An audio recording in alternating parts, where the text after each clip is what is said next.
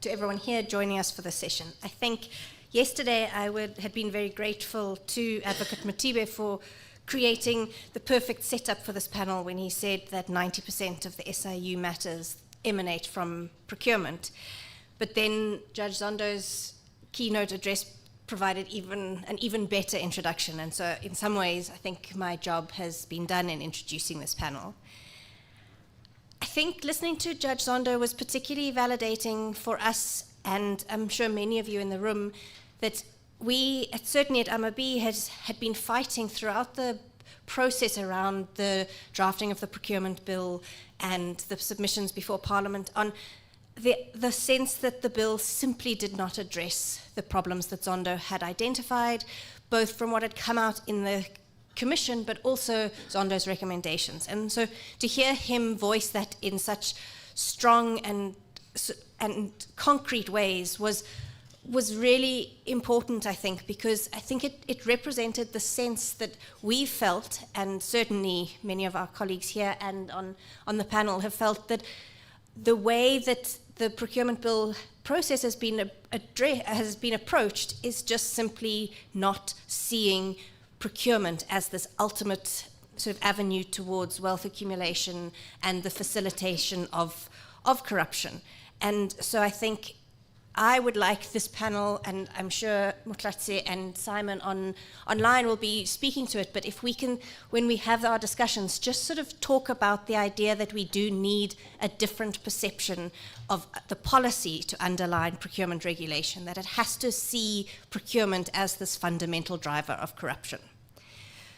So without further ado, I'm going to introduce our two panelists. There has been a substitution. Simon, I'm not sure if he's going to be as effective as the bomb squad was, but let's see if he can provide that input. But we'll start with Motlatse Komote, who is a legal researcher based at Corruption Watch and is also the current chairperson of the Budget Justice Coalition and sits on a board of the Centre for Women and Children. And we've certainly worked very closely with Motlatse at Corruption Watch, and her input to Parliament on the public procurement bill was very effective and strong, including leading to certain responses from members of the broader community, particularly the Black Business Council. So Motlatse, if you could take us away. Thank you. Morning, everyone, and thank you, Caroline. Hopefully I'll do it justice today. But I just wanted to start off by saying, for everyone here, before I even get into the recommendations that were made by the Chief Justice, just to give a bit of a background on this public procurement process that we found ourselves in. I mean, the public procurement bill has been many, many, many years in the making. As we all know, I think it's approximately 10 years in the making or so. And we've had different versions, and we've had quite a lot of back and forth at NEDLAC. And so clearly there is a need for this public procurement bill that we found in 2023. This bill was actually introduced into Parliament at the end of June. And I just wanted to start off saying, and this ties in with some of the comments that I'd made yesterday in one of the sessions around meaningful public participation.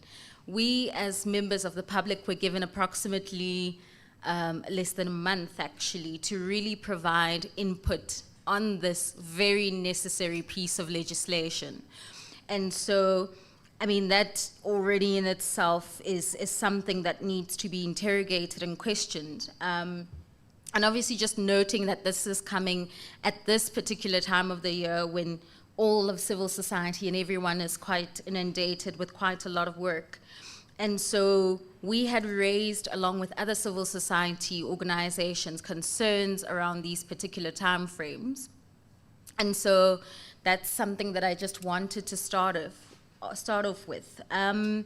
In terms of the actual Zondo recommendations themselves, so Chief Justice Zondo, had actually recommended that there be an establishment of an independent anti-corruption agency, which would have an inspectorate, a litigation unit, a court, and a tribunal. And furthermore, he'd also recommended the creation of a national charter against corruption in public procurement, and this was meant to include a code of conduct. Just to start off by saying that the court wasn't established, and like Chief Justice Zondo was saying earlier on, the actual anti-corruption agency has also not been established in terms of this public procurement bill. And so some of the strengths, however, of this bill, regardless of anything, is that first and foremost, it's supposed to create some kind of harmonization in the different pieces of legislation that we have in South Africa. And so we think that this is a good thing, because right now we currently have lots of fragmented pieces of legislation that speak to public procurement in South Africa, which is obviously not useful at all. The second part of it is, one of the strengths of this bill in particular was that it actually went into a little bit more detail around who would be excluded from procuring. And one of those would be the leader of a political party, which we thought was quite good. However, one of the recommendations that we'd made was actually perhaps we need to consider the concept of the politically exposed persons being excluded from procuring as well, because we've seen that that is actually another avenue within which to have more corruption in the procurement space. And so those are the main positives or strengths of the bill. One of the last strengths of the bill is the inclusion of technology in the actual procurement system, which is quite important because it will obviously create more efficiency, cost reduction, and so forth. So I think those are good and well, but there are issues within the bill itself. So the bill creates what is known as the Public Procurement Office. And in terms of this particular bill, the Public Procurement Office is meant to be located within National Treasury. Immediately, we thought that this is an area of concern for us, because you would want, ideally, a Public Procurement Office to have some kind of autonomy. And so we have argued that in order for there to be limited or actually no political interference, you would want a public procurement office that has that autonomy. So the Public Procurement Office is actually meant to deal with professional development and training, the creation of databases, monitoring, and performance. And this particular office can actually issue binding instructions and non-binding guidelines to assist procuring institutions. And so there are questions around this particular office and its transparency in its decision-making, its independence, and whether it will be adequately resourced. Again, just noting the fact that we've recommended as Corruption Watch that it actually needs to be funded by Parliament. So that's the first one. One of the things that was quite disappointing about the bill itself is it does not speak about incentivized whistleblowing.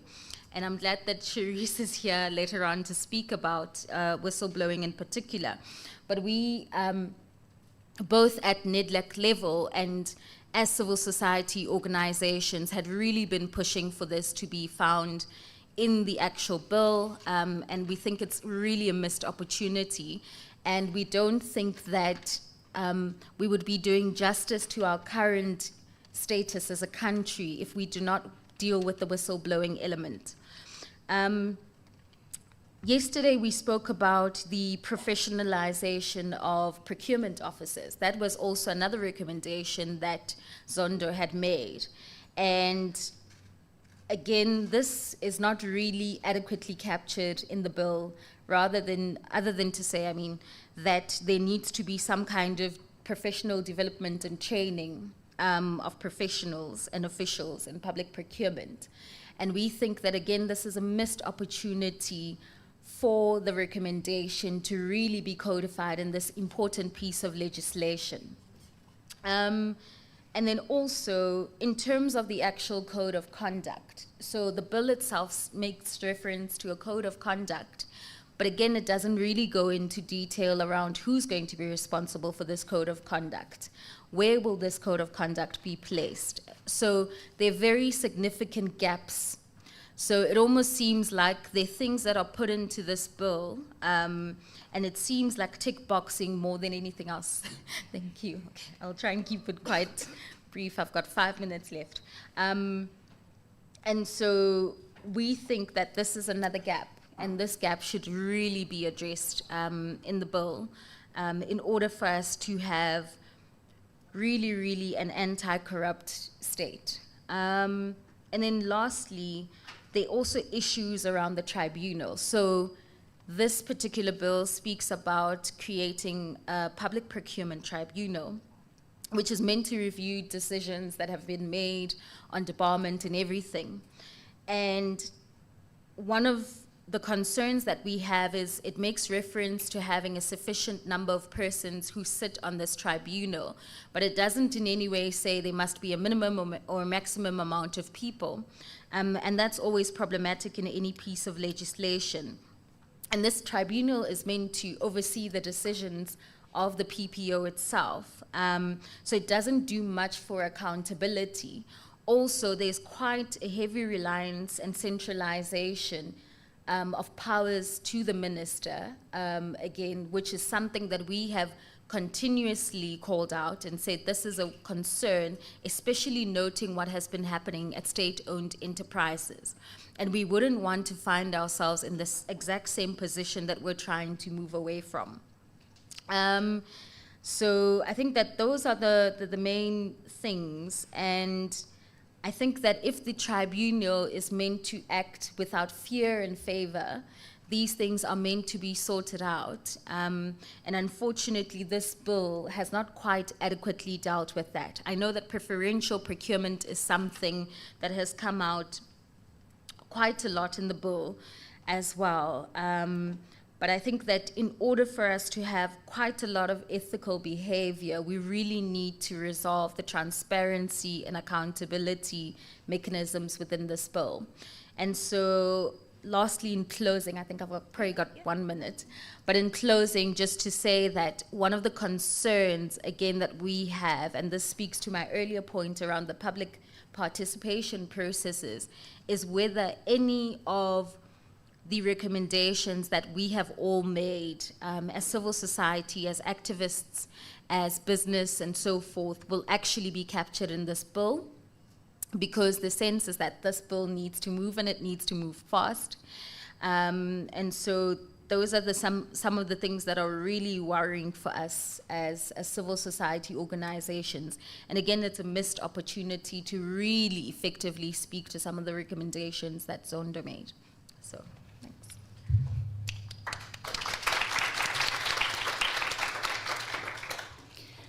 Thanks, Motlotsi. And I think your presentation, and particularly the way you ended it, just highlights why I think the questions of procurement are so relevant to this discussion at this conference, because it touches on so many different strands and threads that we've discussed. And I'd really, in our discussion a bit later, I'd really like to sort of expand on the question of that you raised about the weaknesses that the bill has highlighted in our current parliamentary processes, and whether there's something that we can do about that.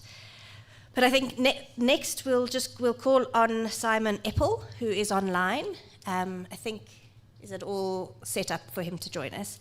So Simon is a trade unionist, and he is within the South African Clothing and Textile Workers Union, and also serves as a COSATU and SACTU representative on several industry bodies, as well as on NEDLAC task teams and bodies. And our engagement throughout the procurement bill process has relied very heavily on Simon and his expertise, as well as his relationships within NEDLAC and other bodies. So he's certainly someone that has been sort of fundamental to the whole process around the bill's drafting. Which is a really bad setup if it's such a bad bill. Greetings, Caroline, greetings, colleagues. I've got a presentation. I'm going to flight shortly. If you give me a moment to do that, and I set my stopwatch. But I want to say a couple of things to start with. You know, my major lesson from the last I don't know, 15, 16 years of doing this kind of stuff, not on procurement generally, but on policy matters, is that we're constantly losing. I mean, it's not a question of getting what we want. It's a question of losing in the way that we want. I mean, that generally feels like the game that as progressive activists we're in. It's not um, it's not winning every time. It's largely trying to determine how we lose in the most elegant, best way to position ourselves for the next opportunity, which may sound entirely cynical. But that's largely, I suppose, the case when you don't have power, or when those who exercise power in various manifestations, forms, levels, so constantly frustrate good outcomes and good intentions. And the next major lesson is that the state appears to be quite similar to that popular TV program, The Game of Thrones, where everyone at every stage is building fiefdoms, fighting each other, etc. It's an enormously dysfunctional entity to drive something coherently through. I'm starting with that before I put in the presentation, because I think it frames the question is, like, I suppose, what was possible. And I'm going to suggest that we've done better. Let me know if the presentation's on the screen, please. Can you see it?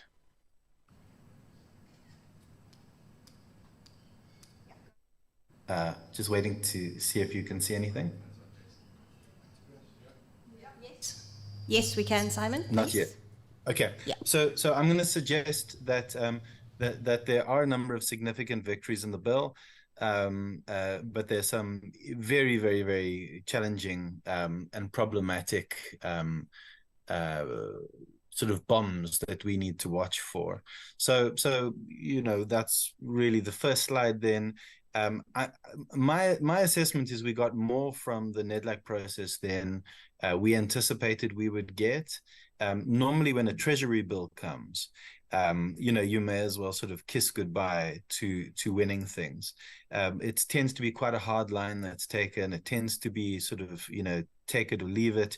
And in this process, we did manage to make substantial gains. The bill that left NEDLAC was better than the bill that arrived in NEDLAC. And that's largely a consequence of the substantial input from colleagues in civil society, the kind of deep strategic thinking, and the general multi-stakeholder, cross-stakeholder, cross-class frustration with the problem of an ineffective, deeply dysfunctional state and public procurement. But so while we made victories, there's still a lot left to do.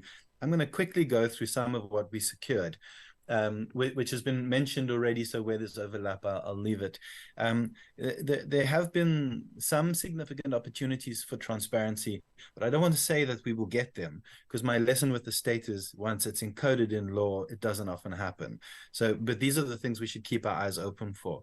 So the first one is would be that there's now the agreement on a central portal to disclose tender information. Free of charge. We've seen municipalities, government institutions charging for tender information. So we've managed to get it in there. It must be free of charge. It must log certain key issues around procurement information. I'll come to that in a moment. And the second one is almost the move to online procurement, to e-procurement of a form. And now that's super exciting because it may solve a data problem. If you achieve option one, which is an online portal in which tender information must be disclosed, you face the problem that no one discloses. If you can secure number two, and you can have a platform through which transactions happen, then you can capture the data in that online platform, and that can render it and make it more publicly accessible. So one is great, but one doesn't make sense without two, and both of those come out of the bill. In terms of disclosure, some of the things that must be disclosed according to the bill, all information regarding a bid, including the dates and the reasons for the award and the values for the award and the entities, including beneficial ownership. Now that's useful because it raises it to the level of statute. Previously, I don't know whether it was in instruction notes or some Treasury instruments, some of these things were outlined before, but when we wield those policies or instructions with departments to try to get them to disclose to us, they basically give us the middle finger. Now we've raised it into statute, and hopefully it gives us more of an opportunity to demand consistency around the data that's provided. And then there's certain other qualifications around the data. It must be done quickly, online, et cetera, et cetera. But there are still some major problems with transparency, and there's the T-Rex. I'll take you through them quickly. There was in the post-NEDLAC process, I think it is, some changes to a provision that we had secured around special provision for public monitoring, and that had been a provision to develop guidelines or processes by which civil society, the media, etc., have more oversight over and view of tender processes. There were some limitations on that placed in the post-NEDLAC process. So we've proposed at Parliament some ways to remedy that. The second one was that the public process monitoring, the first issue was placed before a broader element that spoke to transparency. In other words, the limitation that we had identified in the first issue may have cascaded to the broader enabling clauses around transparency, which may have been a problem. So we've tried to reverse that. And there's a couple of other issues I won't take you into. I'll take you to the fourth one, which is more important, which is that what we had secured was, what we had asked for was a public record and public disclosure of who should be automatically excluded from tenders and their family members and related parties.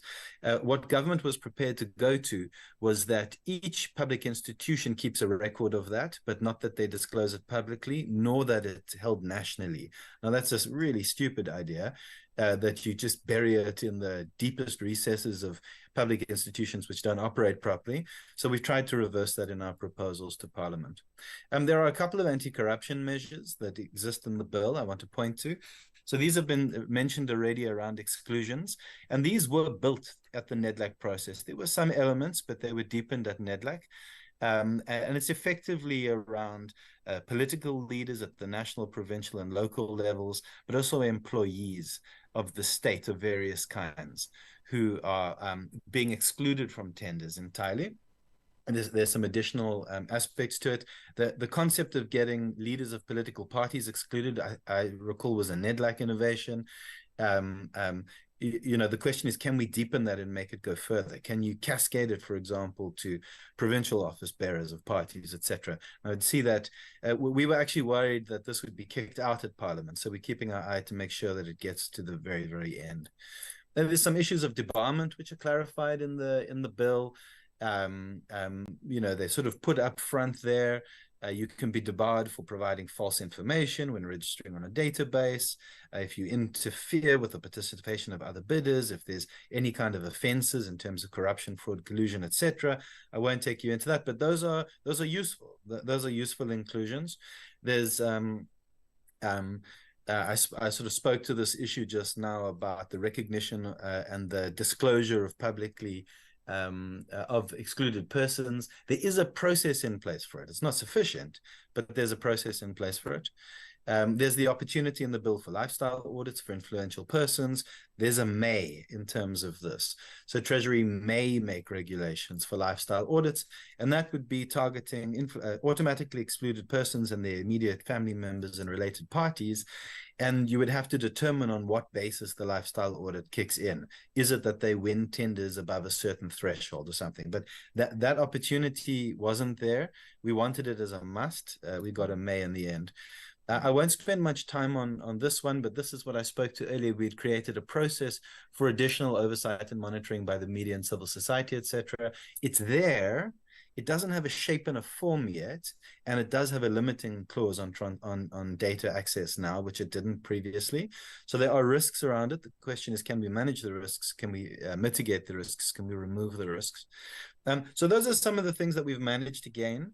In the 5 minutes left, I will just speak to a couple of other issues.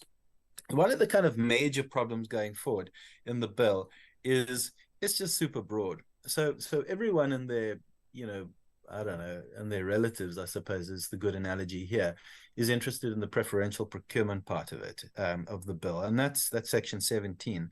That's essentially, if I strip out the niceties, that's the rent-seeking part of the bill.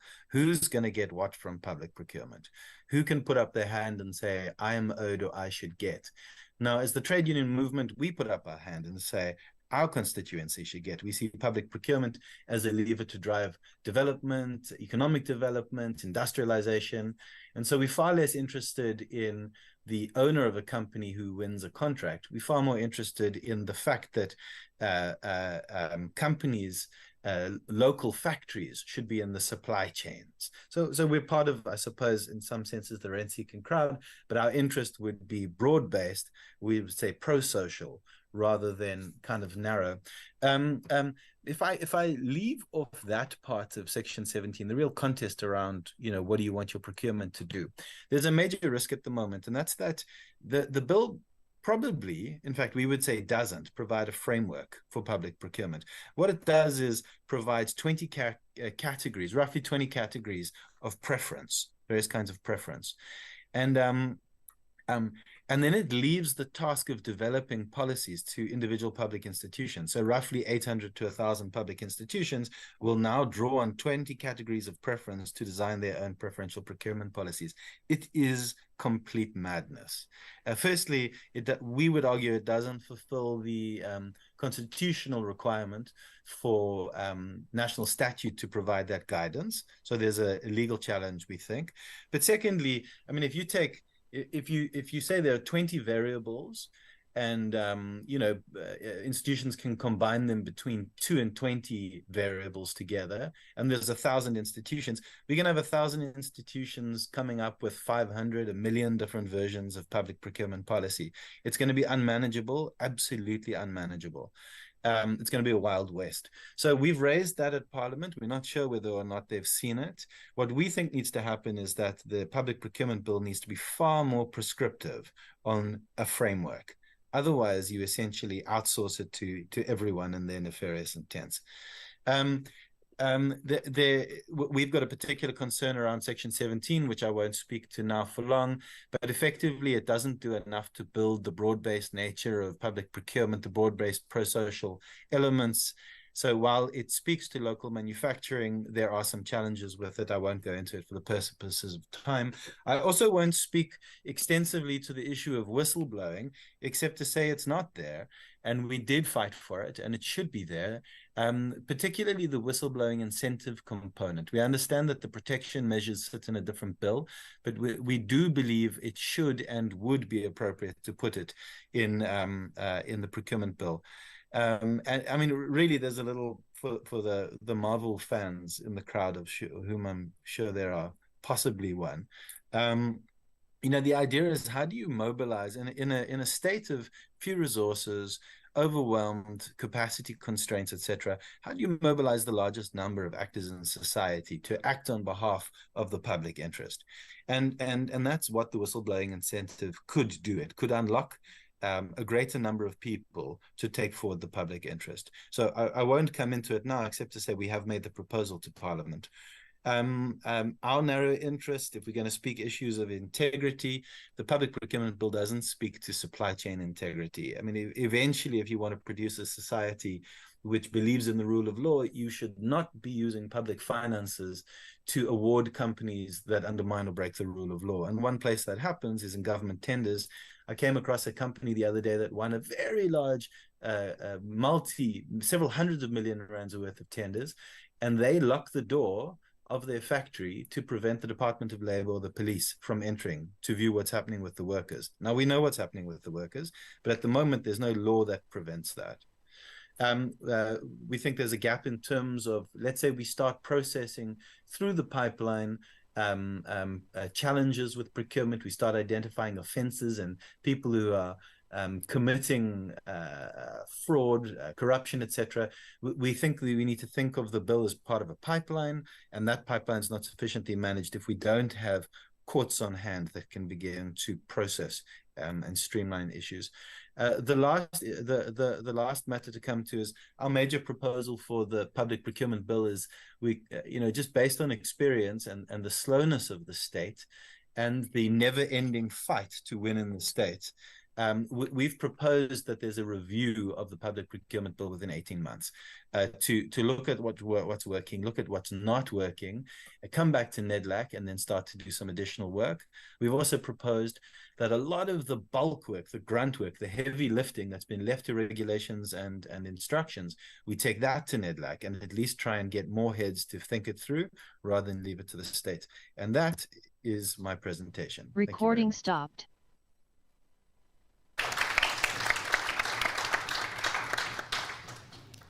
Thank you, Simon. That was a really helpful introduction, and I think, as I mentioned, you do have a unique perspective, having been part of the NEDLAC process and the public participation. So I think what I want to do now is just pose a couple of my questions to the panelists, and then I'll open it to the floor for some discussions.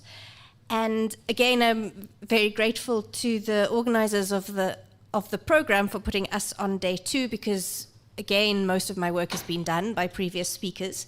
But I would like to draw on 2 topics that have been discussed earlier in the conference and ask either Moklatsi or Simon or both of you to address those. And then I do have 2 specific questions for each of you. But the broad questions, the first one draws on Professor Kachalia's comments earlier today that we need to see corruption more broadly than purely a criminal act. And my question to both of you is whether our focus on Zondo's recommendations as solutions to the type of corruption that occurred in state capture has tied us to seeing solutions and proposing ways to address that specific type of corruption, and whether our focus in analyzing the strengths and weaknesses of the bill in relation to his recommendations weakens our ability to approach corruption on a broader level. And then the second question draws on something that Jonathan Tim mentioned yesterday about the capacity of the state and law enforcement and accountability mechanisms. And he had mentioned that the crisis of accountability is that we can't keep adding controls because we simply don't have the capacity to give effect to those controls. So my question to both of you is, while we're calling for things like greater transparency and greater accountability from accounting officers, are we being naive in expecting that the state has the capacity to either provide the documents, whether to collect them and then have the technology to provide them online, as Simon mentioned the bill does require, and then also, are we being over ambitious in expecting the accounting officers to have both the time capacity but also the expertise to identify and sort of then investigate sophisticated financial crime? And then 2 specific questions. Simon, to you, I really would like your ideas on how the difference between your involvement in the NEDLAC processes and then the public participation processes have differed. And you've mentioned that you have felt that NEDLAC was very successful for us, and I really liked your identification that that's possibly because of the cross-sector and cross-class frustration where Labour and the private sector were speaking on the same page around what needs to change within procurement. But you also presented submissions to Parliament, and I'd really like your thoughts on whether that is likely to be effective, or whether we do have to rely on the review that you mentioned, and if we take things, both regulations and the bill, in a sort of review back to NEDLAC. And then Moklatsi, we know, and Simon highlighted and you highlighted, that so much of what is fundamental to the procurement system will have to be sort of addressed in regulation. And if you could touch a little bit on what you know about the process around drafting the regulations and how we as civil society could meaningfully engage on the drafting of the regulation, and to ensure that the content is reflective of our concerns around anti-corruption within procurement. Simon, could you go first? Progress. Great. Okay, my heart is racing at these questions. I'm totally ruining the fact that Matthew, that I stood in for Matthew, as you call it, the bomb squad. Okay, let me try and do some justice to these questions. Let me start with the first question around corruption. My notes here say corruption being more broad than simply criminal. I want to highlight a couple of things. The first is, I don't know whether these are going to be useful, but the first is that there is also a material logic to corruption. And I don't like saying this because it's almost an excuse for it, but in a system, if you think about an economy like a river running down a mountain, and in areas of that river, it's like the rocks are there, it's eddying badly, there's stagnation. Corruption, I suppose, is a response to obstacles, and it's not just a moral response; it's a response to obstacles and systems. So, what do I mean by that? The one is the ability to make it in an economy. When an economy is this hard, when it is this hard to enter the economy at the level of employee or have upward mobility in an economy like we have, people look for short circuits, which is it's not to say, therefore we must excuse corruption, but there is a material basis for it. So the one is around economic sort of substrata. The second one is around government substrata. So it's the kind of systems in the state. So, I mean, I recall chatting to a colleague last year sometime. This colleague was trying to renew their visa at Home Affairs, get a new passport, and they stood in line for 3 days. This person might even be on the call, possibly, but they stood in line for 3 days. And they watched queue jumpers, if I can remember. Now, when the state is as unwieldy and as systemically dysfunctional as it is now, is it any surprise that people try and make their way through a system by rigging a system? So there's a substrata of material defects, which I don't think we must lose sight of. The second one is beyond the kind of criminal element. It's the kind of social sanction element. It's one can have criminal sanctions and then social sanctions. If I can give you an example, let me try and sanitize it. 10 years ago, I met with the ambassador for a country who has citizens in the country who own clothing factories. Those clothing factories are engaged in some of the most reprehensible, revolting, and disgusting forms of abuse of workers I've ever seen. There are in the toilets fabric. I've seen these fabric, not toilet paper, so that the woman must use fabric to clean themselves, and all kinds of problems emerge. Workers were strip searched in the factories, etc. So we went to go meet the ambassador to tell this ambassador, and they had a really interesting response, which was to say, what are you doing in terms of your systems of law? But what we can do is go back to our home villages of these people, give us their names. We'll go back to their home villages and shame them. Why am I giving you a stupid example like that? Because at some level, dealing with antisocial behavior is not only the duty of a state, it's also the duty of the people with whom those actors inhabit their society. Different forms of social sanction we should be thinking of. Now, I'm not sure what those are, but those would not be criminal sanctions. Those would be social forms of sanctions. Let me speak about the capacity of the state. We've all known for a long time that the state is deeply dysfunctional. And I assume that increasingly the kind of open secret is now more and more public, which is that, we are held together by the thinnest of threads in this country, by the appearance of the rule of law and the appearance of a state with capacity. But actually, that state is deeply dysfunctional.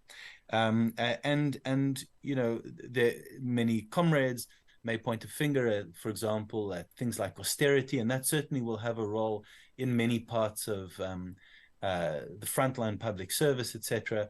But there's also another level of deep dysfunction that exists. The caliber of thinking that's done. I cannot, in my engagements with the state, I cannot believe state colleagues of mine have so little capacity to understand the real world and problem solve the real world. And that's almost because they're insulated so entirely from the problems. And so time and time again, I meet the philosopher kings and queens of the state who, with the grandest of ideas, which mean really nothing. Really, it's vacuous rubbish, a lot of it.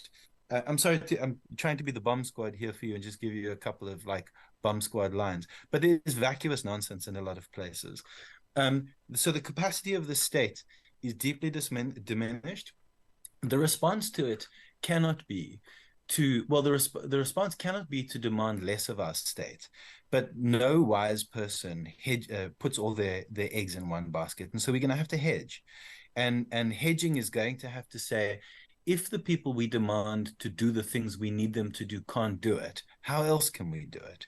If I can give you a quick example, in our industry, the industry in which I work, we've moved from an industry development platform that largely relies on government policy to an industry development strategy that relies on the inputs of each partner. So I deal with the retailers every day, clothing factories every day, textile factories every day.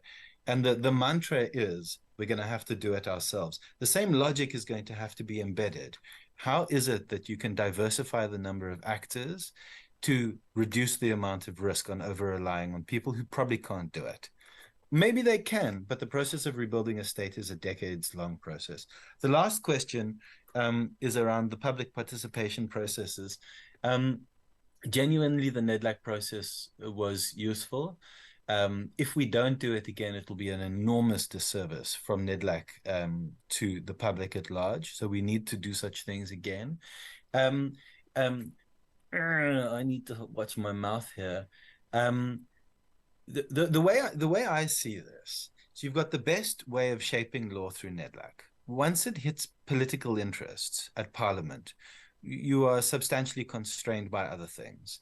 You're substantially constrained by party politics, not just the people in the room, in the committee that you're dealing with, but you're constrained by an enormous number of diffuse web-like influences on those people, not to say nefarious, but influences beyond the room and NEDLAC that you can control. And so my own sense was that one doesn't take too much to Parliament because you have a greater opportunity to lose it there than to gain it there. But what you do need to gain, you need to narrow down your arguments to the smallest number of arguments and focus just on those. So you can make gains at the parliamentary level, but they don't have the time nor is there sufficient focus of interest to be able to win everything, which is why in this instance, the strategy was find the key couple of things one can drive through the room there. The biggest influence, I would say, is continue to work through NEDLAC. And that's why we've proposed come back to NEDLAC, come back to NEDLAC, come back to NEDLAC. Is NEDLAC perfect? Far from it. But at least it gives us an opportunity to stretch an engagement over weeks or months if we're lucky, sometimes even years if we're really bad at our jobs. It gives us an opportunity to workshop, to go through the process of trying to influence each other, which is, and influencing someone to believe what you believe or think what you think doesn't take a moment, doesn't take 3 minutes in front of a parliamentary portfolio committee. It's a long process. So my advice would be to focus on the next stages. I hope I've provided something useful in that. Thanks, Simon. That's very useful. And I think although it's heartening to hear that NEDLAC is positive, I think it also speaks to the sort of whether or not our public participation is actually meaningful and what it means for people who don't have access to NEDLAC and that are the real people on the ground that should be heard by our lawmakers. Moklatsi, can I hand to you? Thank you. So I'll start with the capacitation of the state and adding controls. I think that's a very interesting question because I do believe that we need to continuously capacitate the state. And I think that's where the whole concept of professionalization comes in. If you have professionals that have the necessary skills, expertise, and can be held accountable because they are part of a professional body, I think that might be a starting point, at least, in remedying some of these issues. I think that also, in terms of the state's ability to provide information timeously, I think that our role as civil society organizations is to really pay attention to that as much as possible. So in terms of the bill, there's certain considerations that are being made around uploading information and so forth and providing access to information. Our challenge has been currently that we've had to make use of prior requests, and it's not been conducive at all for us in terms of accessing information. And so where possible, we'd want that resolved. I don't think that we're being overly ambitious. I think that it will take time, like someone has said. But I do think that we need to, where possible, ensure that we have wins in place. On the regulations, that's an interesting one because a large part of things that are missing in this bill have actually been left to regulations. And again, it calls into question the public participation element of it, because we don't know when these regulations will actually be provided to us by National Treasury. And so in terms of these regulations and the bill itself, so the minister is meant to actually make these regulations, and then he's supposed to, or he or she is supposed to call for a notice for submissions on these particular regulations. And then at some stage, they're then sent to Parliament for further scrutiny for a period of, I think, about 30 days. And then there's supposed to be some kind of consultation report thereafter, after that process, where the questions and the answers that National Treasury would have around some of those parts of the regulations would be answered. I just wanted to make a point around the fact that the parliamentary part of it is actually quite important. And I hear Simon's point around NEDLAC and us making use of NEDLAC. I think it's an important point, but not everyone is a part of NEDLAC, like you were saying, Caroline. And so there are benefits to having both processes, I believe. In terms of Parliament, I think that when these regulations come before Parliament, I would strongly suggest that we keep our eyes out on this and we actually ask for lengthier periods of time, not a month, way more than that, for us to really interrogate these regulations. Otherwise, we're going to potentially have another bill that becomes an act and it's inadequate, and we rely on constantly going to court and trying to change what would be in the actual act itself. So I think that definitely we as civil society organizations, activists and formations really need to pay attention to that. And part of the challenge here is actually having a parliament, and I'm just looking now because I'm not sure if I should be saying this out loud, and I'm sorry to Corruption Watch in advance, but and I hope I won't be speaking out of turn here. But we need a parliament that is effective. We don't need a parliament where when you appear before parliamentarians and you're making a submission on such an important bill, they don't really engage, don't really ask questions on the very important elements of this bill. And that was our experience now during this public participation process. And so I think we need to really amplify our voices around the fact that, yes, preferential procurement is an important part of the question, because that was the question that came up quite a lot. But there are other issues around transparency, around integrity, accountability that should be dealt with in this bill. And unfortunately, the MPs during that period of time were not really engaging with these very critical parts that were missing in the bill. And so I think that definitely, I don't know if at some point, once this bill becomes an act, people will want to challenge it in court. I don't know.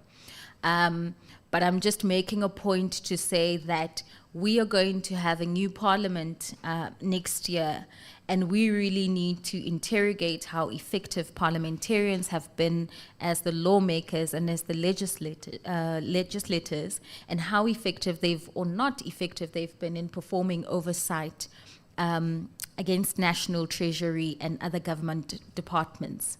And I think that that's something that we really need to, if we have this conference next year, really interrogate around how effective they've been in terms of the oversight mechanisms. My opinion is that they can always do better, and this public participation process showed that. And I don't think that at this period in time, I'm sorry, Caroline, I don't think that right now what we're seeing is that we have so many bills before Parliament, and we're rushing through these processes in October, August, September, October, and Parliament's term ends next year. And we've got to really interrogate how serious these bills are being taken and how effective our voices have been. Are we passing through, or are parliamentarians passing through legislation as they are, or are they really interrogating what we as civil society and members of the public would have said around public procurement and other key pieces of legislation? So I just wanted to put that out there, that it is a big cause for concern. I think I've answered all of your questions. Great. That's it. Thanks, Motlati. Thanks, Simon. I think we're now open to the floor. So I'd like to take 3 questions from the floor, and then are there any online? So I'll take 3 from the floor and an online one. Then I'll ask the panelists to respond, and then we'll take another round. I'll take 1, 2, 3, and then Debbie, will you read from the floor? I mean, from online. Hi, thank you. I'm Anne McLennan, and I increasingly think that I've been both in government and academic and in an NGO, and now I sort of occupy the space in between, I suppose, and it makes me quite cynical, so I apologize for this. It's kind of, I suppose it's a comment, but it's a thing that worries me. And what we need to do, particularly when we're thinking about the capacity of the state or any institution, is understand that the institutional norms and practices, the routines that it have, are what norm and form the behaviors of the people in that institution. And neither legislation, nor capacity building, nor professionalization changes that. So you can train people as much as you like. You can be very effective in doing that. They can be fabulous professionals in that sense. But if they go into a system where certain behaviors are tolerated, that's what they will do. And a very simple way of understanding this is, I did some work for the DPME around, it was called the Management Performance Assessment Tool. And what we did was write up case studies of where departments had been effective in changing practices, basically. And one of them was around payment in 60 days. And now, I mean, when I was doing it, this was sort of 2015, 2014, provincially and nationally in those years, only 2 departments managed to pay in 60 days. And one was like the Northern Cape Department of Social Work. And what was the thing that both of those departments did? They actually physically seated both sides of the procurement process in one room. So the people who do the procuring and the people who do the paying were physically put into one room, but also, because it's split for some reason in how the systems work, but also one data system. So I just think we need to recognize that if you want to make a change that's actually going to produce different behaviors in an institution, you have to think about the space in which, and that space isn't just like the physical space, it's also the culture, the practices. One senior person in an institution can make a massive difference in terms of how it works. The other thing is that people actually have to want to change. And if they don't feel they have the agency or space to practice, they won't. So I think a lot of the legislation and the capacitation can can address both of those things, but just bear in mind what's the other thing we have to do if we are really going to change behaviours in the state. Next. No. Sam, I think, is next, and then just behind you, Sam. Hi, thanks. Sam Soul, Amabungani. I want to ask Simon for his views on the dysfunction in Treasury, because in the past we've kind of had a sense of there's at least technical capacity in Treasury, and what was very kind of came through from this whole bill process was that in NEDLAC, as Simon suggested, basically business and labor were on the same page, making the same similar kinds of logical recommendations, and yet Treasury was the odd man out. And even in what we have now, you have this enormous black hole in the bill in terms of a preferential procurement system that is not there. It's obvious to anybody with half a brain, and yet Treasury has not done its job. I'm interested in why, what's going on politically in Treasury, what's going on in terms of its skills and capacity. Thanks. It's Carol Payton from News 24. I completely agree that the gap, the black hole on preferential procurement is a problem. I wanted to ask the panelists why it is that the Treasury's supplier blacklist doesn't work. So I recently did a story on a company that had just got a 4.7 billion rand contract from Sunroll. Those directors are standing trial for fraud at the moment on another road project. They've also been found guilty of collusion by both Eskom and Pick It Up, which said they were going to get blacklisted, but they're not on the supplier blacklist. And Sunroll says, no, they have to give it to them because they're not guilty of anything. Can somebody explain why it doesn't work? Thanks, and then online.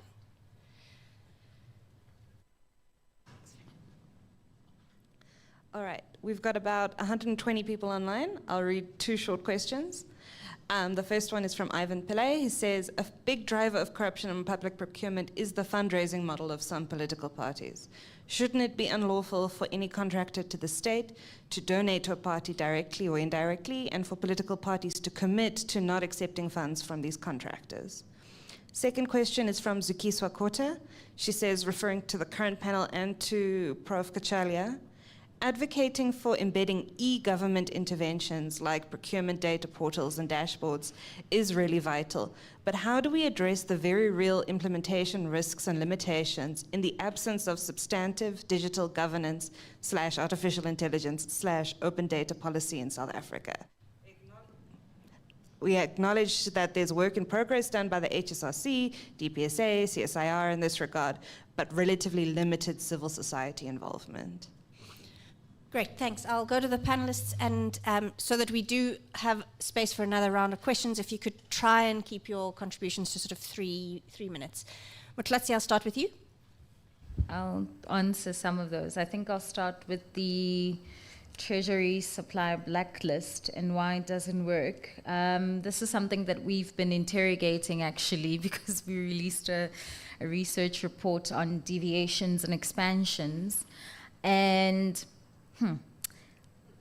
it's so when you go on the Treasury website, there is the restricted suppliers database, and when you click on it, it gives you a blank page, sort of. There's no one on that list. But if you click on the second database, you will see that they've oddly consolidated everything into one database. And so we've interrogated that, so we'll figure it out soon, because we're not sure whether that includes everyone or if it's specific people only in either one of the databases. So I can't really go into detail until we have clear answers around that. But I think that what it speaks to definitely is the fact that there needs to be more clarity on where this information is being housed. There needs to be more clarity on how we can access it. I know that National Treasury says that they do let people know that there is this information and where it can be found. But perhaps if we're all wondering the same thing, then clearly the system is not as effective as it should be. And then in terms of the e-government question by Zuki, I think that this is a long-standing issue, and I know that different civil society organizations and formations have been involved with National Treasury around Vuleka Mali and really trying to have some of this information uploaded as consistently and as efficiently as possible. But I think, again, it speaks to the capacitation issues that are there in terms of having this information or data as readily available and accessible. And just to say on open data, that in certain instances, we've been told that you can't always provide all data for a wide variety of reasons, because some of the data is private information. And so you've got to maintain a balance around ensuring that you have adequate access to information as a member of the public, but really protecting some of those companies as well.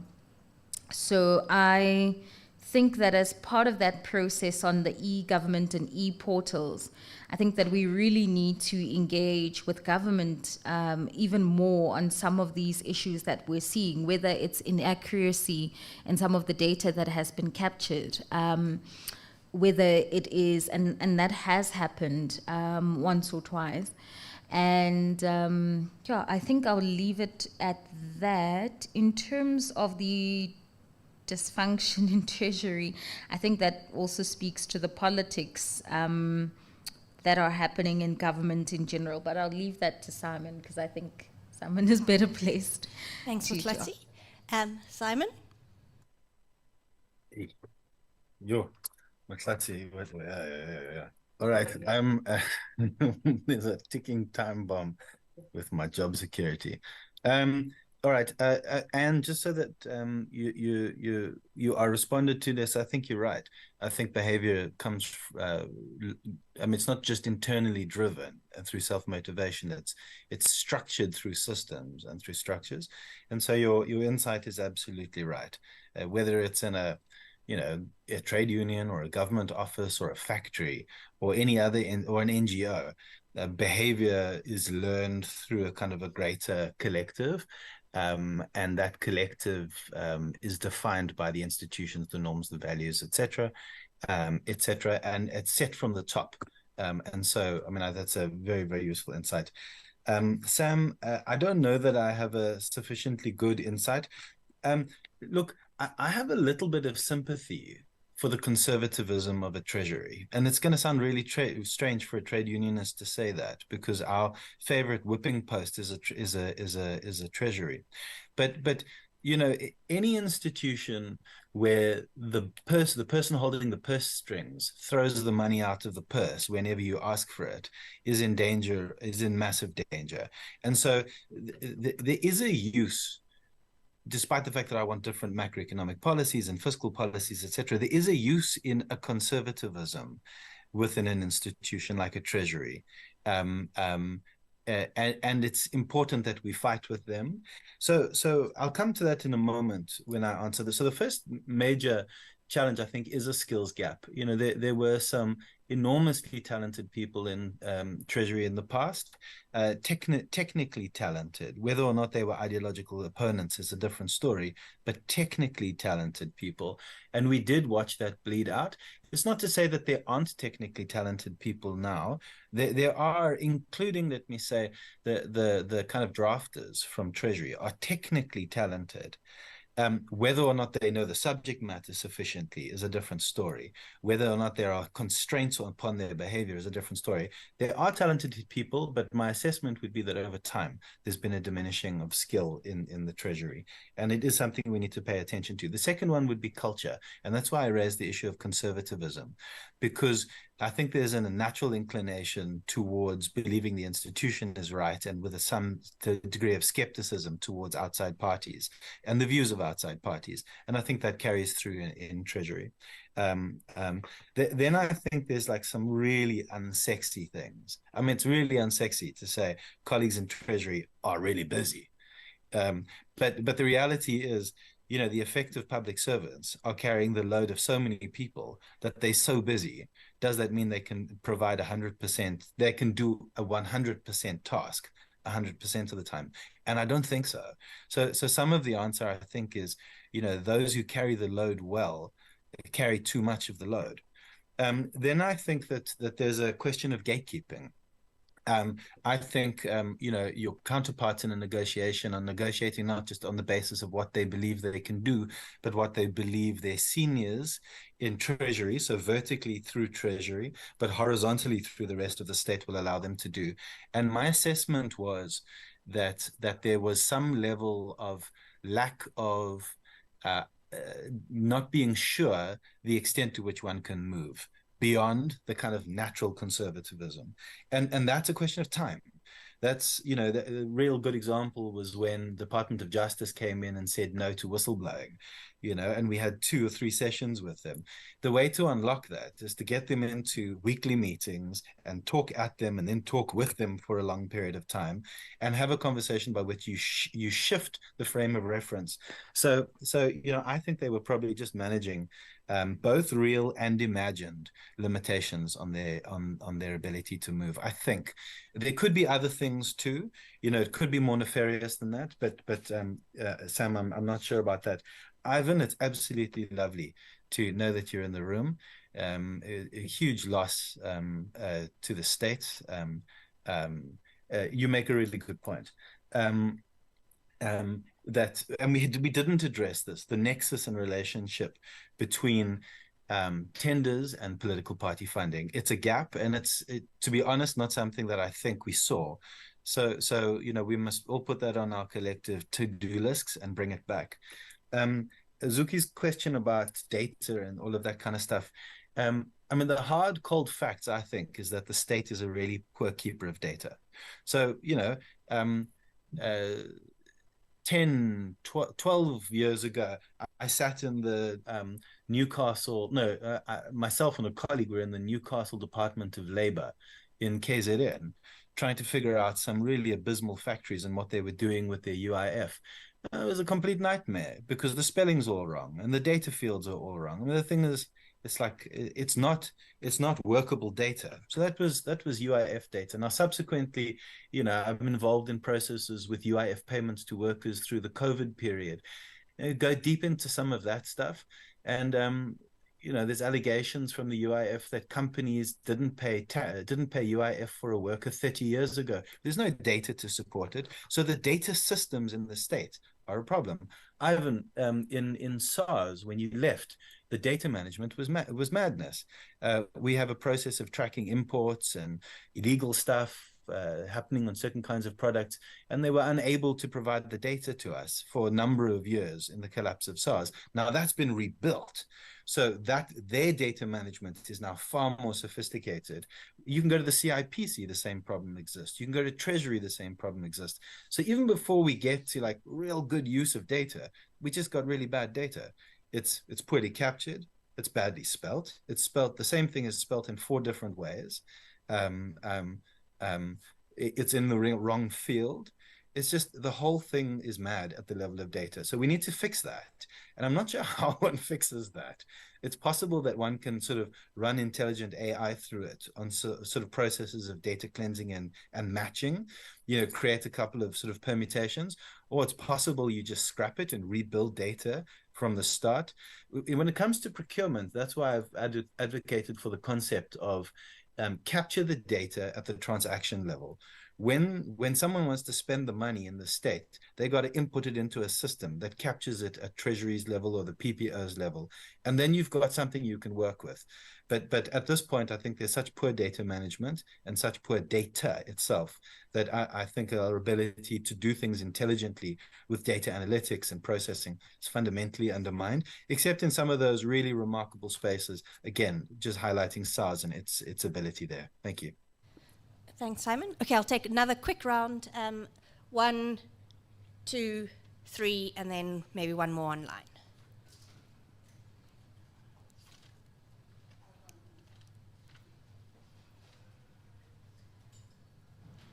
I'm hoping Feroz will come back on some of the comments that have been made. I've got one to make. And I think first the acronym, NACUC. Maybe it's a good one. The communications section of Feroz. Oh, is he left? Oh, I'll leave it. But he's back. Good. Get in the hot seat. The communications section of your, one of your areas of work, I think, you hit a lot on the head for me, a nail on the head on a number of points.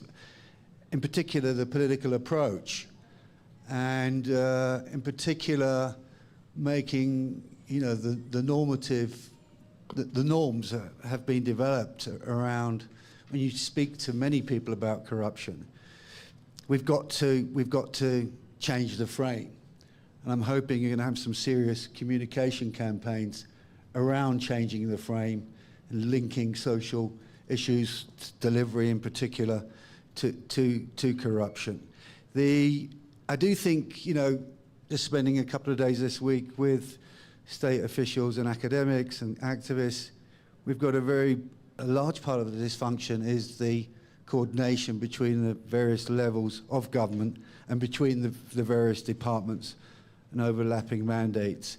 And I think the big thing for me, Simon, was, how, and for us, how do we begin to pile up the pressure around the procurement bill? How do we popularize it in people's imagination, something which is very dry and technical? Because we know we've got a challenge there. I'd be interested to hear from you, Simon. What can we do apart from the nice processes that have been going on in NADLAC to sort of ramp up some pressure around the hearings and stuff and around the processes? I think that's critical. And finally, Simon, I think you've got a missed vocation in life. You should be a PowerPoint presentation advisor. Very entertaining. But I do want to ask you a difficult question. And this comes back to the point Ivan raised and Casata Investments. What are you doing to check your own people? Your investments, combined with other investment houses, are amounting to hundreds of billions. And if we go back to Chippy's book on Cape Town, we know, and again it comes back to Feroz's point around how we can get around this system. We know in the city of Cape Town the value chains are genuinely clean, but we know where the money ends up. It ends up in the party coffers, as in many, if not most, municipalities around the country. And I think this comes back to my final point, and Feroz, in some ways, you're guilty of a process which you've very much been involved in, and that's the acceptance of the neoliberal paradigm where the state needs to be rolled back, a smaller state, less regulation, in a context where we know, in a world context, where corruption, the public and private spheres being blurred has been going on, given the dominance of the neoliberal paradigm and the space where corruption now is becoming the international norm of our political and economic elites. I mean, South Africa, there's nothing new about South Africa in that regard. So, and that comes back to the final point of how can we begin to change mindsets when we don't have a clear political vision or mission for our country? How can we expect our civil servants and our public servants to be driven and motivated when we've been turned from citizens into consumers, you know, very much at the center of the neoliberal project? Okay, we'll have some quick last questions, and then I'll hand over to the panel to finalize. Yes. Just two quick comments. One to Anne, and you're talking about MPAT and that particular indicator on 30 days. I'm just reminded of the days when I was a consultant, when I would be approached by a department to revise my invoice so that it falls within the 30 days. So people can be very creative when there's a rule and work around it, just on a lighter note. And secondly, another comment to you, Sam, around what's happening in Treasury. I don't speak on behalf of Treasury, but I think we shouldn't underestimate the changes that happened in that particular office of the Chief Procurement Office. The number of acting people since Kenneth left, I think they only got a permanent CPO last year. But during a very critical period of this bill, there were a lot of acting people who were just changing. And whether there was anything nefarious about that or not, but that plays a lot into the issue of capacity of the state. If you keep people acting, not that they won't do their jobs, but if somebody acts for 3 months and another person acts for 6 months, there's just no continuity. And when they are acting, they also still have their jobs to do. Thanks. Okay, last comment, and then. Thanks, Mbongiseni from Parry. Motlatsi, I'm curious, I mean, you referenced at the beginning of your input the Black Business Council response. And I think this follows from Riyadh's point about communication. The public discourse, I mean, there are certain, I mean, the deep technical stuff of the public procurement bill does not ignite the public imagination. But what does is when the BBC comes out and seizes on that Section 17 that Simon was talking about to attack NGOs like our favorite Guardrails does. How do we respond to that? How has the Budget Justice Coalition responded to that attack from the BBC? How do we keep public communication on these deep technical issues? I think as Riyadh was asking. Healthy on one hand, but also how do we get public support for the kinds of positions that we are trying to take? Okay, so I'll hand to our panelists for Motlatsi. You've got a very specific question to answer, and then just perhaps a quick 1-minute wrap up after that, and then Simon, 2 minutes just to wrap up your input and any responses to the last comments. Feroz, we can have a tea time engagement with Feroz.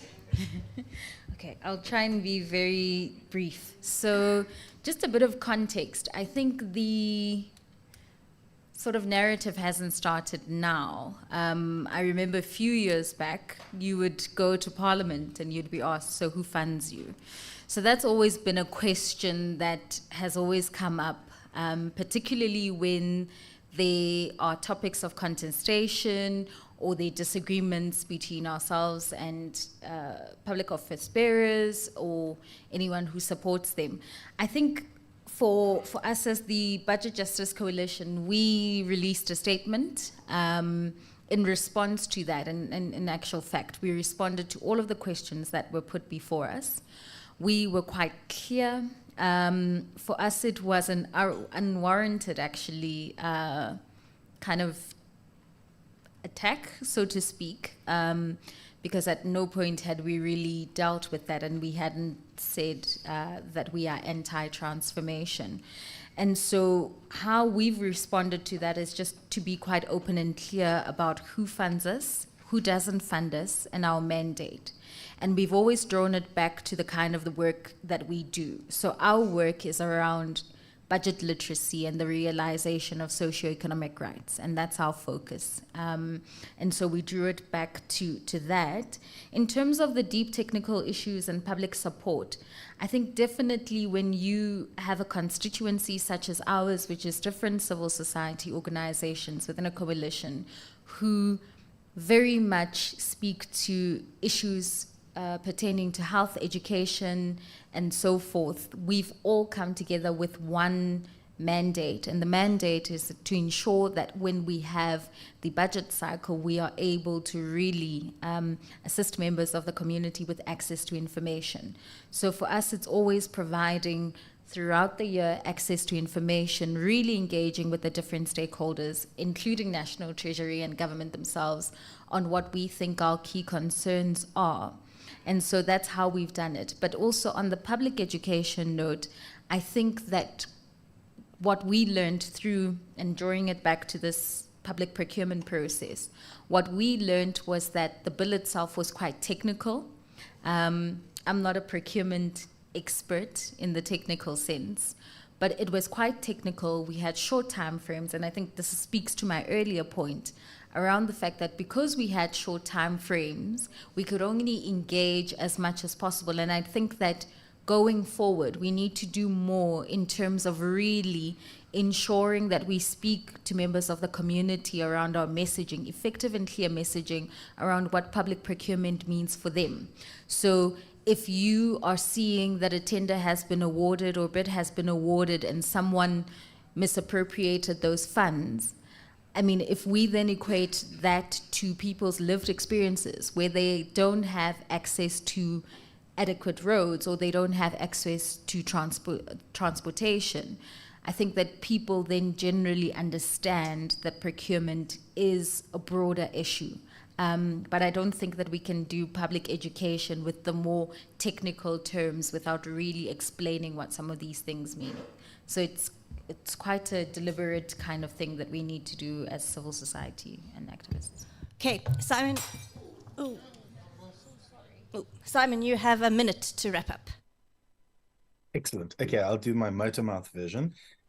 So in terms of piling up the pressure, I would roughly propose 4 things. The first is identify practical day-to-day things that can put pressure on the system. We do it in my union. We identify tenders on a daily basis. We engage with public institutions on a daily basis. We lose the battle all the time, and sometimes we win. But you can't get away from daily, everyday work. The second one is to have wide engagements. That would mean engage the largest number of people, to move your opponents, the largest number of your constituency, to try to whittle them down, win some to your side, and over time you win more. The third would be to have a wide coalition to do the work, so the larger number of people working in collaboration, solidarity, etc. And the last would be to have a real simple common message. If I come to the problem of union investments and whether they're doing the right thing, I mean, it's an open secret that there's tragedy in many of the union investment companies in the way that they're managed, in the way that benefits are taken out of them, not distributed to workers. Is there sufficient oversight? No, in many of the union investment companies. Must there be much better? Absolutely. If I wrap up my final couple of statements, if I look forward for the next 10, 15 years, it seems to me our biggest task is going to be rebuilding institutions. I mean, that really is what we're doing. Whether we're rebuilding procurement systems, whether we're rebuilding departments, whether we are rebuilding the state and its role as an enabler and catalyst for development. But we're doing the same with small businesses, medium businesses. We're doing it with trade unions. We need to do it with the NGOs. So I want to sort of put on the agenda that really what we're going to be dealing with is institution building. To do that, my sense is, and I'm sorry if this is insulting to colleagues, as activists, I think we need to start being more like engineers. So, the good thing about being activist is the sense of moral purpose and energy and passion.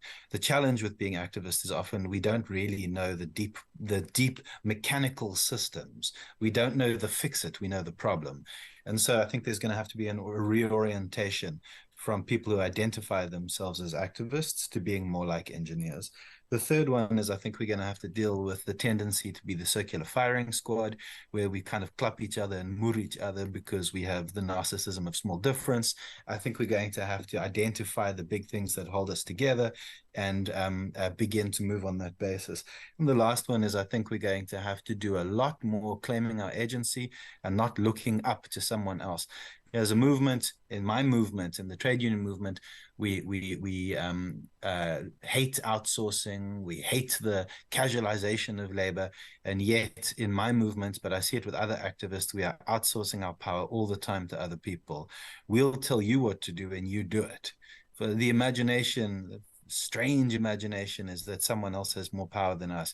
So I think as part of the next 10-year vision, 15-year vision, it's claiming our agency, not looking upwards for someone else to solve problems, but taking much more charge of it. Thanks. Thanks, Simon. Okay, so I think maybe my handling of the panel hasn't been quite up to scratch from the reffing standards that we expect this weekend, but I'd really like to thank our champion panelists, Motlate Siyakhulisi Kumote and Simon Oxenchair Ippel. Thank you very much for a very enlightening session.